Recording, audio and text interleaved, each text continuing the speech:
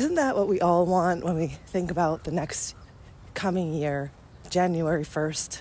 We think about how can we be better, feel better, do better, have better, make things better. So in this episode, I have two really different suggestions for you for how to get into this year and even going through the year, how to make things different and better. I'm talking about a personal standpoint, and I'm also talking about a career or business standpoint as well. This is Lucy Gable, integrative leadership coach, speaker, author, and professor at the George Washington University School of Medicine grad program. And this is the podcast, Leadership, Life, Health, and Happiness. Well, happy New Year to you. As I record this, it's the second day of January, and I'm out on my morning walk, as you might hear.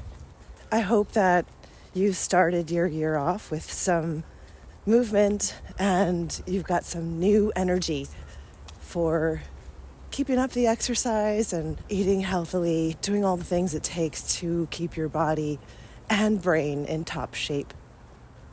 You know, those of us that are healthy can take our health for granted. There are so many in the world that are not that lucky. I read a quote over the last week that basically said, when you're sick, you have one wish.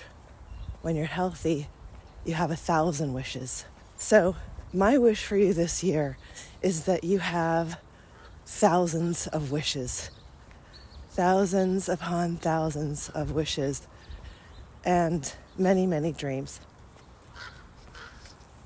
I haven't recorded an episode all of December, and it wasn't just because I was celebrating or busy with the holidays. I hope that you didn't even notice because you were celebrating and really enjoying the season, as well as getting everything you needed to get accomplished and living an amazing life. But the reason why I didn't record is something I'm going to cover in my next episode. I'm not going to cover it first thing of the year. It's a little bit more of a serious topic, and I wanted to talk about optimism and ideas and growth and possibilities for this first episode, as it should be, right? If you're a leader for a business, if you're a leader of people, no doubt you're thinking, how can I take this to the next level? How can I make things better this year than they were before? So I have two really different suggestions for you for how to get into this year and even going through the year, how to make things different and better. First things first. It's extremely important for you to look back on the last year and make note of all your successes. I'm talking about a personal standpoint, and I'm also talking about a career or business standpoint as well. People don't really understand the power that gives you. It's powerful, and it's one of the many important things that have been swept under the rug as superfluous. But let me tell you a little bit about the power.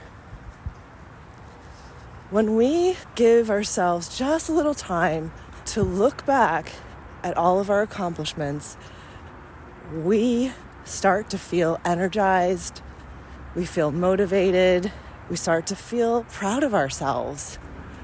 With those good feelings, there's a chemical cascade that happens in your brain and body that creates health and energy.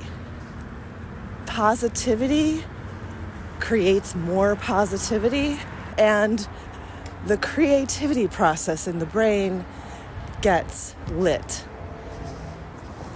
So you can do this in one stint, by sitting down, looking at your calendar, looking at your journal, and making notes about it. Or you can just start a notes page and get to remembering things while you're doing other tasks where your brain isn't required, like taking a walk or cleaning up. I actually suggest you do it both ways because calendars and schedules are really great for hard data, really great to jog your memory, remind you of things that you might have forgotten about.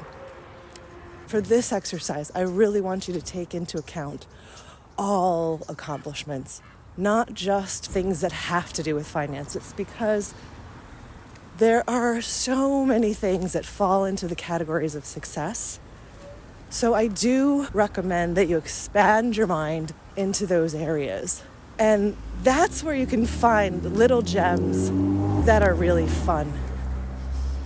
When I was looking back on my year, I found so many pleasantly surprising accomplishments that didn't include money or numbers. And honestly, those were the things that made me the most happy. They just warmed my heart in so many ways. I don't want you to miss out on that. And if you have a team, this is a great activity to include them on. This is a great New Year's first meeting activity to really stimulate their brains and get them motivated for the year. And you can have everyone pitch in on their own accomplishments. So you have the accomplishments of the team, you have the accomplishments of the individuals, and it can be a really fun exercise. Okay, so the second suggestion I have for you, which I hope that you use, is to start from everything you've done and accomplished, and then start visioning. Begin to dream about your ideal future. Don't put a timeline on it yet. Don't put any constrictions around it. Just allow your mind to jump off your current accomplishments into your ideal next thing, your ideal next situation, your ideal life. This is called a visioning exercise. This is not making a plan. That comes later. Visioning is the first and foremost important thing for you to do before you make any plans. And this is another exercise that's been forgotten about and really undervalued.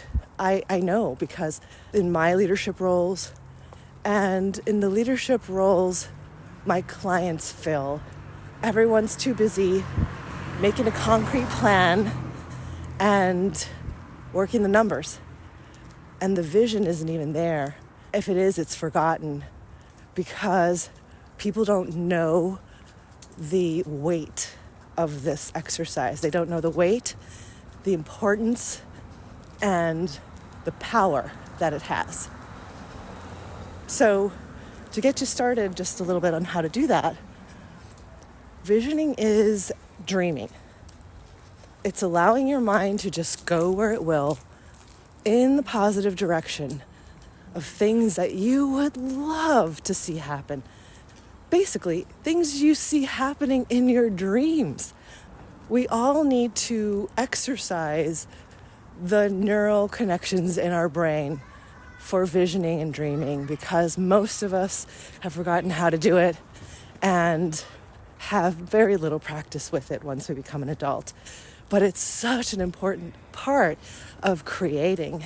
It's an important part of being a leader, leading people into a future that they haven't seen or envisioned. I often think about JFK's speech about how we're going to go to the moon. Nobody knew how we were going to go to the moon when he said that. It was his dream. It was a dream, not only his. And he said it, he put it out there. People got to work on it, and look what happened. It became real. And that's just one example. There are so many innovators and inventors that just had a dream, and then they started working on it. The dream is the first thing. Creating new ideas, that's all about creativity. And leaders need to have a lot of it. But there's a huge part of the brain, which is the creative side, that so many people in leadership positions don't exercise. So this year, make it a point, not just the first week of the year, but every week of the year, to take a few minutes and work those dreaming neurons of your brain. Make them stronger. Make it so that they're not so hard to reach when you need them. And for the first meeting of the year, or maybe this is your second meeting, you bring your team in with you and you start to vision together. It's another really fun exercise for more than one person. And boy, do you get to know your team so much better. What are their dreams? What are their goals? What do they love? What would they love to see? Remember that it's not only money or numbers that are goals. How do you set goals if they're not measurable in terms of money or numbers? Well, you know what? This visioning exercise goes way beyond that, because we need to remember what the important things in life are. And your team is going to be grateful to you for bringing that up and for helping them to remember. This is an exercise with no limits, no holds barred. Nothing is incorrect. Nothing is too much. Just everything is acceptable. Everything, because this is how we get our mind back into creativity. And some dreams will be really far out there, but so many of them will be reachable. And you might find some hidden gems in the corners of your mind that you haven't seen in a long time. And it doesn't matter if you're not a leader of a team. We've talked about this. You could be a leader of a family. At the very least, you're the leader of yourself. Everyone needs dreams.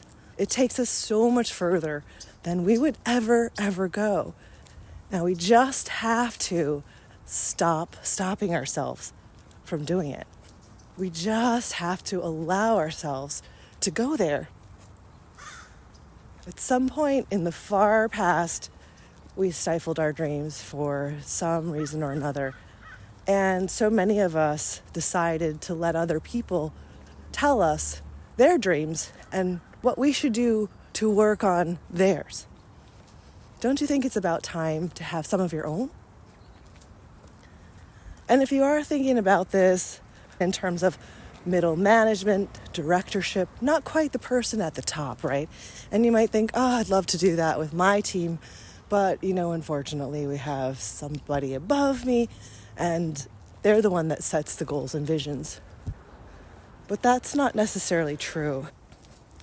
You can still help your company follow their basic vision, but you can also have a vision within that vision. Just like when you get together with your team and you talk about your dreams and goals for the year, you might talk about them from a broader perspective in terms of their lives, but also then you want to narrow it down and say, okay, within the company, what are our big dreams together? Where do our dreams overlap so we could see these coming true here within the structure of what the company does? Even if you're not the person at the top, you still get to create visions and dreams and possibilities. And believe me, the people at the top will love that. They will love that you have a creative spirit and that you can take them places they might not even seem to go. I told you my story of one of my clients and his dream. He was an artist and wasn't exercising his mind in that way, even though his career is art. But he wasn't thinking about the creativity side of his own life and his own career decisions. So we did some work on that. He got his brain going in those areas, and wow, he just flew. His life changed so much for the better. And you know what? It doesn't cost anything to visualize and vision. It costs nothing. But the profit and the wealth that you'll get in so many ways can be infinite. That's it for me for now. I'm going to finish my walk on my own, doing my own visioning exercises. I wish you the very best upcoming year, and I look forward to being with you all along the way. Thanks for being one of my first followers. I do appreciate you. This is Lucy Gable. Talk to you next time.